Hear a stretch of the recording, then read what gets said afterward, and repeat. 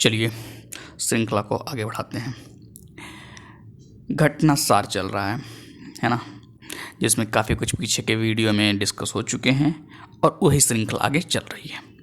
आज का टॉपिक क्या है ये देखिएगा। देखो मज़े से पढ़ना भाई, ठीक है ना। तैयारी एकदम मज़े से होनी चाहिए, मतलब बहुत ज़्यादा टेंशन लेकर के बहुत ज़्यादा परेशान होकर के ना कुछ होते नहीं है, ठीक है ना।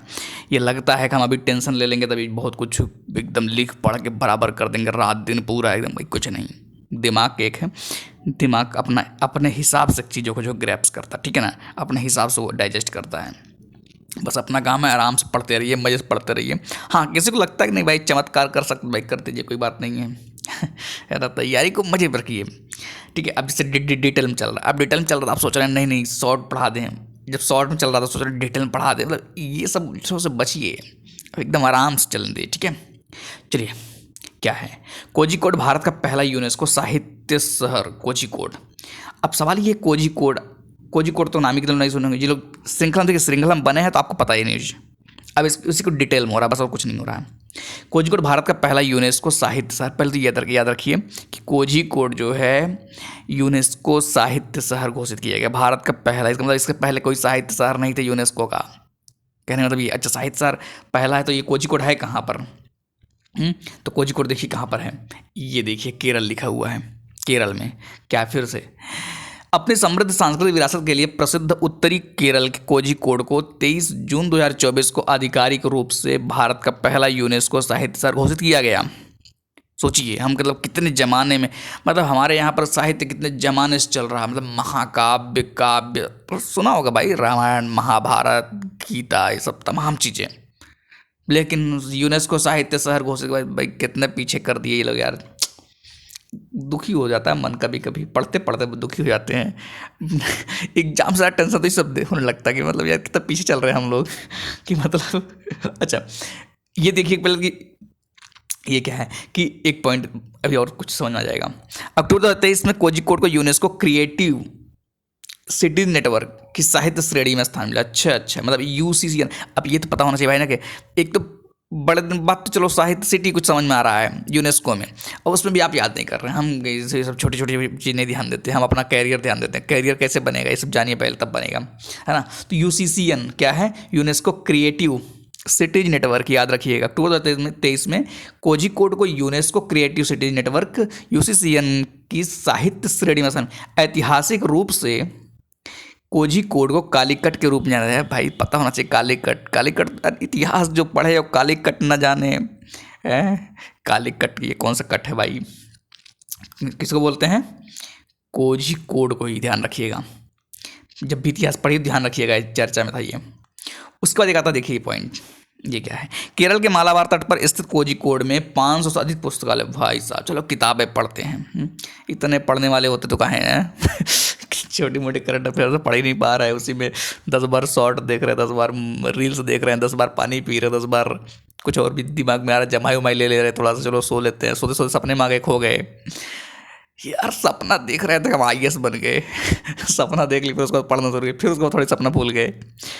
तो और यहाँ पर देखिए कोझिकोड में 500 अधिक पुस्तकालय हैं, कौन पढ़ेगा। 70 प्रकाशन और एक सशक्त साहित्य शिक्षा आधार है, जिस कारण इसे 2012 में मूर्तियों के शहर को टैग मिला। भाई साहब मूर्तियों के शहर, अरे ये तो पता होना चाहिए मूर्तियों के शहर भी होता है। अच्छा ये भी था क्या, मूर्तियों का शहर? हाँ याद रखिएगा, फिर से लाइन इंपॉर्टेंट है, ध्यान रखिएगा। क्या केरल के मालाबार तट पर स्थित कोझिकोड में 500 से अधिक पुस्तकालय, 70 प्रकाशन और एक सशक्त साहित्य शिक्षा आधार है, जिस कारण इसे 2012 में मूर्तियों के शहर का टैग मिला। याद रखिए, है ना। अब आता है कौन सा, लोक परीक्षा अनुचित साधन रोकथाम अधिनियम 2024 लागू। क्या बात है, कितने लोग अंदर खुशी मिली होगी, वाह वाह बड़ा मजा आया सर, अब हम सिलेक्शन पा जाएंगे। हम इसलिए सिलेक्शन नहीं पा रहे थे कि गड़बड़ी हो रही थी परीक्षा में। है ना। और कुछ लोग लिए टेंशन हो गया यार अब क्या होगा, अब तो मामला गड़बड़ हो जाएगा। देखिए सबके अपने अपने चीज़ें हैं ना, कोई खुश हो रहा है कोई नाराज हो रहा है एक ही चीज़ से। तो लोक परीक्षा अनुचित साधन रोकथाम अधिनियम 2024 लागू हो गया है। अब इसमें पॉइंट बढ़ते हैं आगे हम। देखिए केंद्र सरकार ने, कौन सरकार, केंद्र सरकार ने लोक परीक्षा अनुचित साधन रोकथाम अधिनियम 2024 को लागू कर दिया है। इस संबंध में 21 जून 2024 को अधिसूचना जारी की गई। मन कर याद कर लीजिए 21 जून को, है ना, कुछ याद होना चाहिए तो मजा आएगा ना। यह कानून इस फरवरी 6 फरवरी को लोकसभा में और 9 फरवरी को राज्यसभा में, अब ये बात पता होना चाहिए, कोई कानून बनता है तो कहाँ कहाँ पास होता है ना, में संसद में पारित हुआ तथा राष्ट्रपति द्रौपदी मुर्मू द्वारा 12 फरवरी को मंजूरी प्रदान की गई। अब जो लोग नहीं पता है ये जान लीजिए, सबसे पहले कोई चीज़ लोकसभा में पारित होती है, फिर राज्यसभा में पारित होती है, उसके बाद कहाँ जाता है राष्ट्रपति के बाद, राष्ट्रपति अगर उसको मंजूरी दे देते हैं तो उसके बाद वो जो है पारित हो जाता है, कानून बन जाता है। ठीक है, ये तो पता ही होगा ना भाई।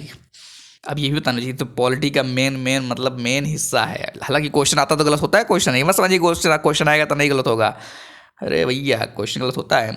उसके बाद देखिए, अब मजे की बात ये है, मजे की बात है, सरकारी परीक्षाओं में गड़बड़ी को रोकने के लिए, सरकारी परीक्षाओं में गड़बड़ी को रोकने के लिए लाए गए इस कानून में 10 साल तक की कैद से लेकर 1 करोड़ रुपए तक के जुर्माने का प्रावधान है। भाई 1 करोड़ रुपए, सर 1 करोड़ रुपए कौन देगा? भाई जो ये सब काम करेगा ना वो बहुत बड़ा आदमी होता है, ऐसा नहीं होता है कि कोई भी गया वो अपना जो उल्टा पल्टा कर चलाया। तो ध्यान रखिएगा, कितने साल? 10 साल। 10 साल में तो दाढ़ी मुझ पक जाएंगे। हाँ दाढ़ी मुझ कह रहे हो, बाल और है ना, चेहरे और झुर्रियाँ पड़ जाएंगे। नहीं सर ऐसा नहीं होगा, हम एक्सरसाइज करेंगे वहाँ पर, बढ़िया खाना खाएंगे, डाइटिंग करेंगे।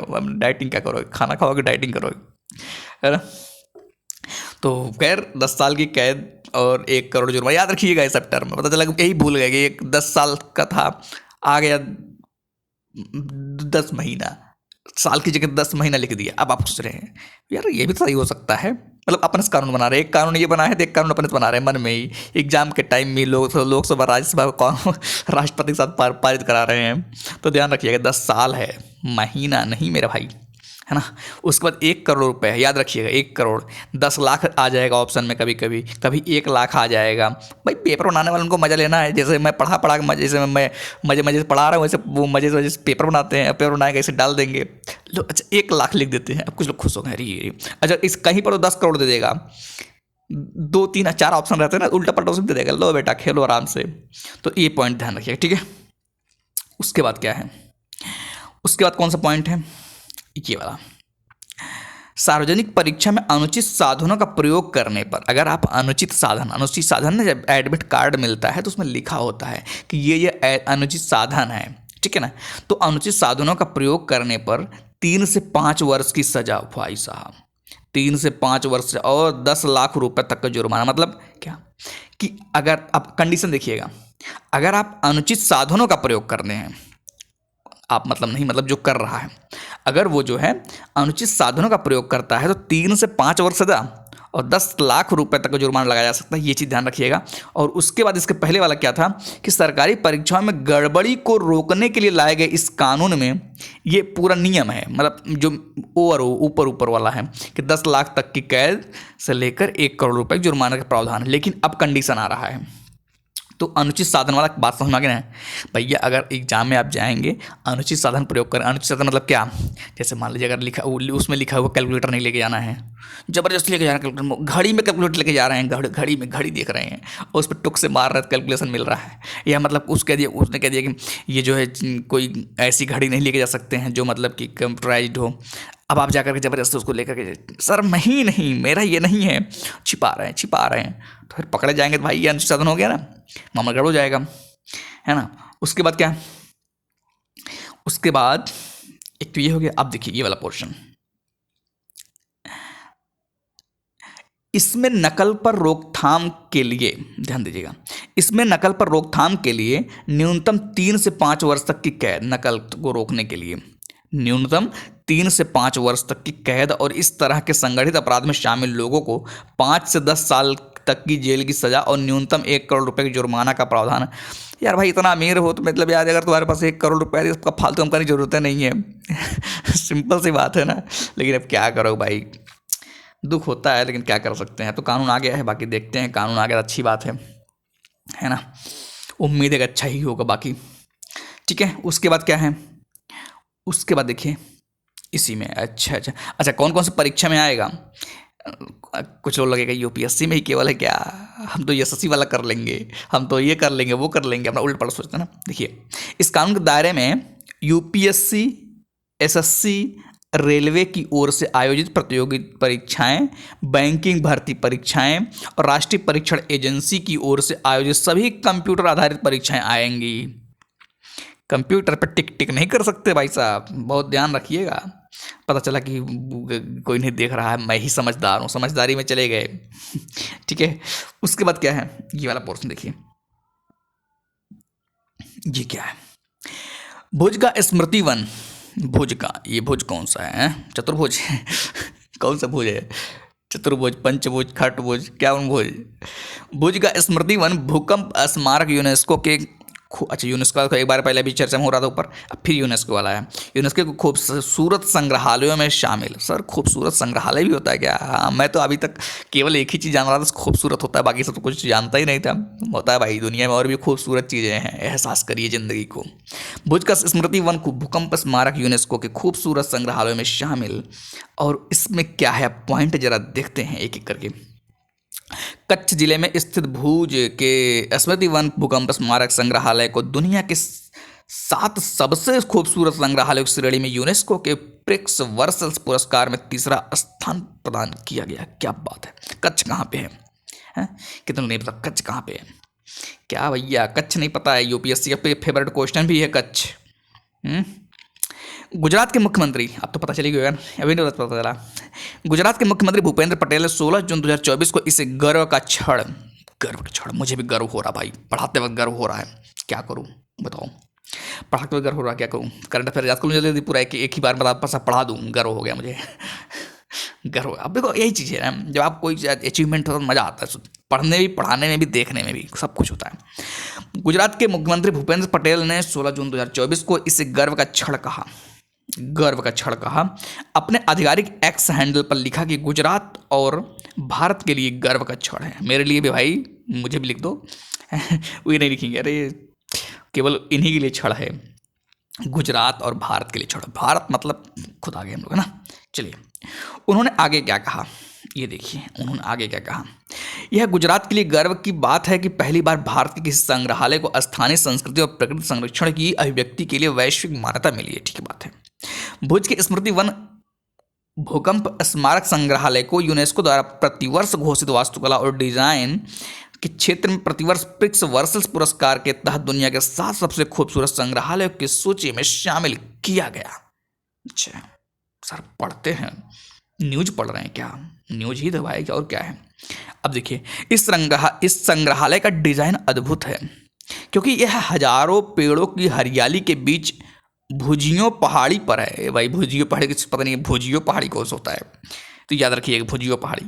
इस संग्रहालय का डिजाइन अद्भुत है। चलो ठीक है, तो बड़ी बात है, क्योंकि अब अद्भुत क्यों, सवाल ये है क्योंकि यह हजारों पेड़ों की हरियाली के बीच, हजारों पेड़ जब जाएंगे हरियाली आएगी ना भाई? नहीं आएगी। हजारों पेड़ लगा देंगे, सूखा सूखा रहेगा।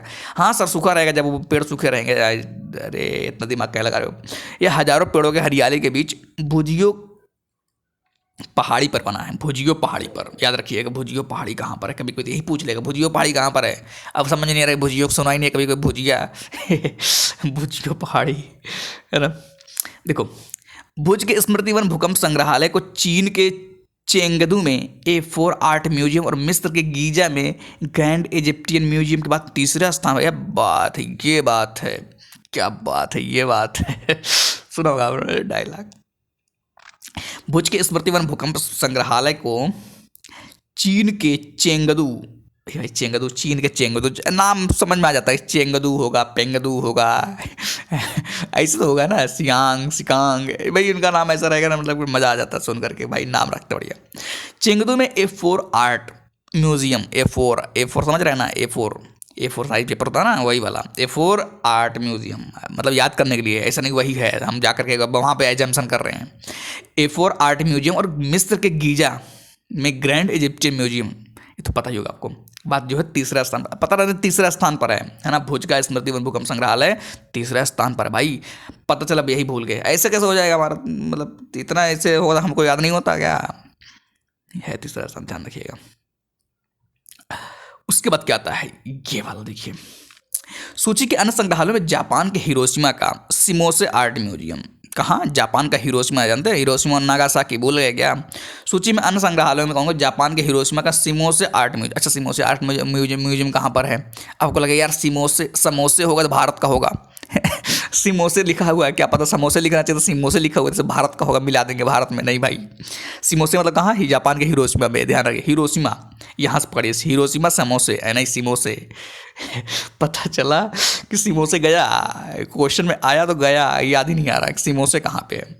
नीदरलैंड के अपेलडार्न का पेलिस हेट लू। अच्छा भाई, नीदरलैंड के अपेलडार्न का पेलिस हेट लू, हेट मतलब लू, लू हिंदी लग रहा है जैसे कि लू चलता है, हेट मतलब अच्छा है भाई भाई भाई भाई, मुझे बहुत हेट हो रहा है, ठीक है यार। नीदरलैंड के अपेलडार्न, नाम ही नहीं सुने होंगे भाई कितने लोग, चलो ठीक, नीदरलैंड पता होगा। अपेलडॉर्न, डॉर्न अपेलडॉर्न, मैं तो भाई भूल ही जाऊंगा, मैं क्या मतलब सब कोई भूल जाएगा, क्योंकि सबके पास थोड़ा सेमीकंडक्टर दिमाग में भरा हुआ है, याद हो जाएगा। सेमीकंडक्टर समझते हैं ना, जो चिप बनता है, इसलिए बोल रहा हूँ। नीदरलैंड के अपेलडॉर्न का पेलिस हेट लू, याद रखिएगा। ओमान के मनाह का, ओमान के मनाह का ओमान एक्रॉस एजेस म्यूजियम। अच्छा, ये तो नाम ही है, चलो ठीक है, ओमान एक्रॉस पता चल जाएगा। अच्छा, ओमान है, ओमान में ही होगा। ओमान के, अरे मनाह ओमान में है, यह ध्यान रखिएगा। मनाह जो लिखा हुआ है ये ओमान में है, ये ध्यान रखिए, मना कर रहा है, मना ओमान, ओमान मान जा, नहीं मना कर रहा, मना, बस याद रखिए और कुछ नहीं, है ना। ओमान मान जा, नहीं नहीं, ओ याद रखना है बस, और कुछ नहीं करना है अपने को, है ना। कि मनाह कहाँ पे है? जहाँ पर मनाया जाएगा लेकिन ये नहीं मानेगा, वो मान जा, नहीं मान रहा है, मना कर रहा है, मना कर रहा है, बस याद रखिए। तो मनाह ओमान में कहा, ओमान एक्रॉस एजेस म्यूजियम, और पोलैंड के वारसा, वारसा जानते हो, वारसा सुनेंगे, वारसा संधि वगैरह, है ना। पोलैंड के वारसा का पोलिस इतिहास संग्रहालय शामिल है। क्या बात है, ये सब इतने सारे चीज़ें हैं, कुछ याद हुआ कि नहीं याद हुआ हैं? सिमोसे वाला तो याद रखिए कहाँ पर? जापान की हिरोशिमा में, पहले ये ध्यान रखिए, हिरोशिमा कहाँ पर है? हिरोशिमा ये तो पता होगा, जापान, हिरोशिमा नागासाकी याद होगा। नीदरलैंड के अपेलडॉर्न के पेलिस हेट लू, चलो पेलिस नहीं याद आ रहा था, हेट लू तो याद ही कर लो भाई, हेट कर रहे हैं, लू कर रहे हैं, कुछ भी कर रहे हैं, कहाँ पर है? अपेलडार्न में। अपेलडार्न कहाँ पर है? नीदरलैंड। अच्छा, नीदरलैंड तो पता होना चाहिए, चलो ठीक है, लू कर दे, हेट कर दे, नीदरलैंड से हेट कर देंगे, नहीं हमको जो है बहुत बड़ी बेइज्जती होगी, चलो ठीक है, पेलिस याद रख लो, कुछ यार थोड़ा सा दिमाग में याद ही हो जाना चाहिए, है ना। तो क्या मतलब? नीदरलैंड के अपेलडॉर्न, नीदरलैंड का अपेलडॉर्न का पेलिस हेट लू। अच्छा, ओमान तो याद ही हो जाएगा, पक्का हो जाएगा, मना, मना ओमान, बस इतना ध्यान रखिए कि मना कर रहा, ओमान मतलब मना रहे हैं, मना मतलब मना कर रहे हैं, बस ठीक है। और इसके बाद ये तो पता ही हो जाएगा, ओमान एक्रॉस एजेस म्यूजियम, कोई दिक्कत नहीं। उसके बाद पोलैंड का वारसा का, पोलैंड का वारसा का पोलिस, जैसे कोई दिक्कत नहीं है, पोलैंड लिखा हुआ पोलिस लिखा हुआ है, कोई समस्या नहीं इसमें। उसके बाद क्या, ये देखिए, प्रधानमंत्री नरेंद्र मोदी ने 26 जनवरी 2001 ध्यान रखिएगा, ध्यान रखिएगा, प्रधानमंत्री नरेंद्र मोदी ने 26 जनवरी 2001 को कच्छ में आए विनाशकारी भूकंप में मारे गए लोगों की याद में 28 अगस्त 2022 को गुजरात में स्थित भवन भूकंप स्मारक का उद्घाटन किया था। भाई साहब देख रहे हैं, ये होता है राजनीति 2001 2022, देख रहे हैं। स्मृति भुज में भुजियों, भाई भुजिया, भुजिया भुजियो पहाड़ी, याद रखिए कि भुजिया पहाड़ी कहाँ पे है? अमेरिका में है भुजिया, वहाँ पर नहीं भाई, भुज कहाँ पर? गुजरात में। स्मृति भुज भुजियो पहाड़ी पर 470 एकड़, 470 एकड़, उसके बाद क्या है, 470 एकड़ क्षेत्र में फैला हुआ है, ठीक है। इस जगह पर दुनिया का सबसे बड़ा मियावाकी जंगल, भाई साहब मियावाकी जंगल, याद रखिएगा, यूपीएससी का क्वेश्चन है ये। याद रखिएगा, जिनको नहीं पता जाके पढ़िएगा मियावाकी क्या है, मियावाकी जंगल, यूपीएससी का क्वेश्चन है ये, जिसमें 5 लाख पेड़, है ना, 500,000 मतलब 5 लाख होता है पेड़, 50 चेक डैम है जिन पर भूकंप के 12,932 पीड़ित के नाम की पट्टिकाएं लगी हैं, याद रखिएगा मेरे दोस्त। एक पॉइंट ये ध्यान रखेंगे। उसके बाद है भारत की सबसे बड़ी जलवायु घड़ी। जलवायु घड़ी सर, ये कौन सी घड़ी होती है? जलवायु घड़ी कौन सी होती है? ये बड़ी बात है, भारत की वो भी सबसे बड़ी जलवायु घड़ी। 23 अप्रैल 2024 को वैज्ञानिक एवं औद्योगिक, इनको याद रखिए, CSIR, PSIR ना, PSIR ऑप्शनल होता है। CSIR। वैज्ञानिक एवं औद्योगिक अनुसंधान परिषद ने पृथ्वी दिवस समारोह के एक भाग के रूप में रफ़ी मार्ग कहाँ पे भाई? रफ़ी मार्ग, मोहम्मद रफ़ी मार्ग नई दिल्ली में है ना, में CSIR मुख्यालय भवन में भारत की सबसे बड़ी, कहाँ पर है? दिल्ली में, बस नहीं याद रखिएगा, बड़ी जलवायु घड़ी स्थापित की है। कहाँ पर? नई दिल्ली में। भाई दिल्ली में भारत की सबसे बड़ी जलवायु घड़ी याद होना चाहिए। जलवायु घड़ी सोचना नहीं यहाँ कैसे हो जाएगा, हम अपने यूपी में कराएंगे। नहीं अच्छा, कुछ केरल में करा देगा सर। बहुत अच्छा वहाँ पे जगह है। नहीं, एक गलत सोच रहे हैं आप, नई दिल्ली में, ध्यान रखिएगा। ऐसी गलतियाँ होती है छोटी छोटी। उसके बाद जलवायु घड़ी एक सरल उपकरण पर केंद्रित है। जलवायु घड़ी एक सरल उपकरण पर केंद्रित है, एक घड़ी जो शून्य उत्सर्जन, हमारी समय सीमा तक पहुंचने के लिए महत्वपूर्ण समय विंडो की गिनती करती है, जबकि प्रमुख समाधान मार्गों, लाइफ लाइन पर हमारी प्रगति को ट्रैक करती है। याद रख लीजिए, नहीं याद होगा तो कोई बात नहीं, हर चीज़ थोड़ी याद करनी है। सितंबर 2020 में न्यूयॉर्क में लॉन्च के बाद से क्लाइमेट क्लॉक टीमें चिया पास से कजाकिस्तान तक, कोरिया से ग्लासगो तक दुनिया भर में सक्रिय हुई हैं। फिर तो बताएं, सितंबर 2020 में न्यूयॉर्क में लॉन्च के बाद से क्लाइमेट क्लॉक टीमें चिया पास से कजाकिस्तान तक, चिया पास नाम ही नहीं सुने होंगे, कोरिया से ग्लासगो तक दुनिया भर में सक्रिय हुई हैं। खैर, आज के इतना रखते हैं। बाकी ये वाला टॉपिक है कश्मीर में विश्व के सबसे ऊंचे रेलवे पुल पर पूर्ण ट्रेन ट्रायल का सफल परीक्षण, ये शुरू करेंगे नेक्स्ट लेक्चर में। आज के लिए इतना ही है, ठीक है, बाकी मिलेंगे नेक्स्ट वीडियो में।